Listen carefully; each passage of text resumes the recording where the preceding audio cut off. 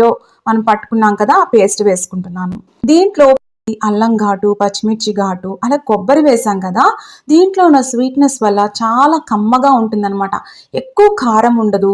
చక్కగా మనకి ఆ కొబ్బరి స్వీట్నెస్ వల్ల చాలా ఆ కమ్మదనం వస్తుంది కూరకి. ఇదంతా కూడా కలిసేలాగా కలుపుకుందాం.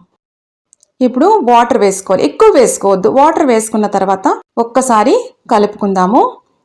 మరీ ఎక్కువ వేసేసుకోవద్దండి. జస్ట్ ఎంత ఉడకడానికి కావాలో అంత మాత్రమే వేసుకొని లో ఫ్లేమ్లో ఉంచుకొని మగ్గించుకోండి. మూత పెట్టుకొని 5 నుంచి 10 నిమిషాలు టైం పడుతుంది. దగ్గరగా అయిపోవాలి. చూసారా, మనకి రెడీ అయిపోయింది. ఒకవేళ అడుగు అంటుతుంది అనుకుంటే గనక 1 స్పూను వాటర్ వేసుకుంటూ ఉండండి, మధ్యలో సరిపోతుంది. మనం ఈ పద్ధతిలో కుక్ చేసుకుంటే ఏమవుతుందంటే మనం ఎక్కువ వెజిటబుల్ని ఎంజాయ్ చేయగలుగుతాం. ఇంకా స్టవ్ ఆఫ్ చేసేసుకొని సర్వ్ చేసుకోవడమే. నేను ఆ టెక్స్చర్ కానీ ఆ కలర్ ఎలా ఉడికిందో మీకు తెలియాలి కదా, దానికోసం